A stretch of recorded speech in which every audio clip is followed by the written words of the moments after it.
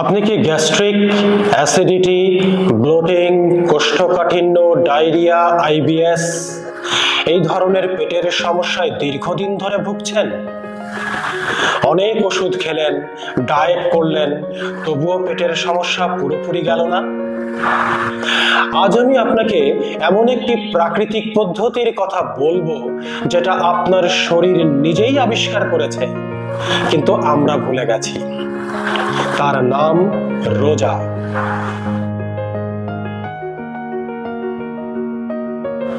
আমরা দিনে 3 থেকে 5 বার খাই, মানে আপনার ডাইজেস্টিভ সিস্টেম কখনোই বন্ধ হয় না। কিন্তু বিজ্ঞান বলছে মানুষের অন্ত্রেরও রেস্ট সাইকেল দরকার। এই রেস্ট সাইকেলের নাম হলো migrating motor complex, MMC. MMC তখনই কাজ করে যখন আপনি 12 থেকে 16 ঘন্টা কিছু খান না। এই এমএমসি কি করে? অন্ত্র পরিষ্কার করে, অবশিষ্ট খাবার সরায়, ক্ষতিকর ব্যাকটেরিয়া কমায়, গ্যাস ব্লোটিং কমায়।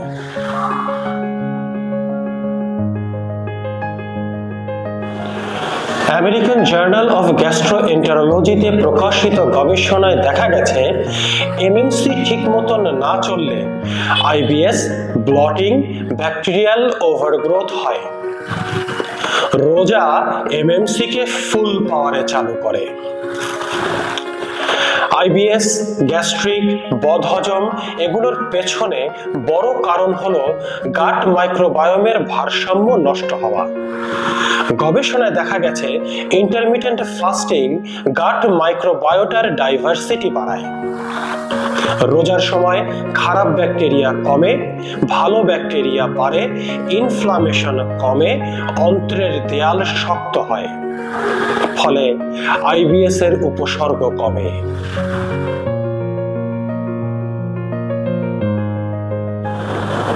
রোজা অন্ত্রের ইনফ্লামেশন কমায়।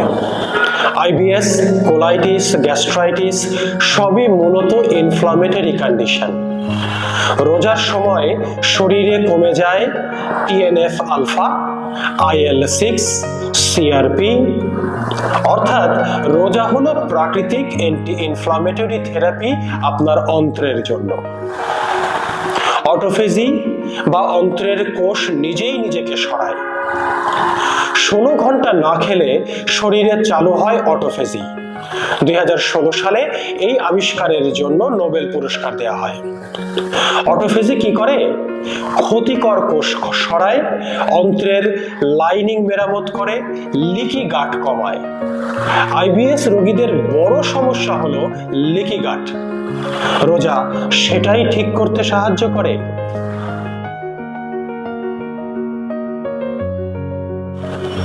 গ্যাস, ব্লোটিং, অ্যাসিডিটি কেন কমে?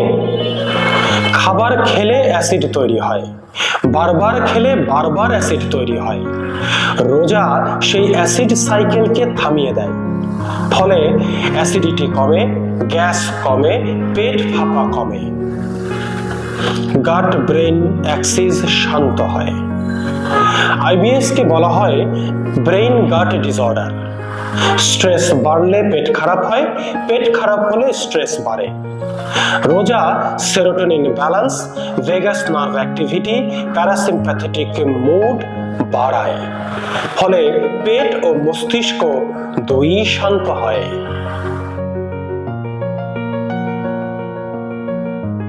রোজা শুধু ধর্মীয় রিচুয়াল না, এটা ডাইজেস্টিভ থেরাপি। আপনার পেট বিশ্রাম চায়, আপনার অন্ত্র পরিষ্কার হতে চায়, আপনার গাট ব্যাকটেরিয়া নতুন করে জন্ম নিতে চায়।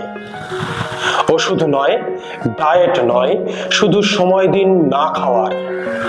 সেই সময়ের নাম রোজা। যাদের আইবিএস, গ্যাস্ট্রিক, ব্লোটিং, বদহজম, তাদের জন্য রোজা হতে পারে জীবনের একটা টার্নিং পয়েন্ট।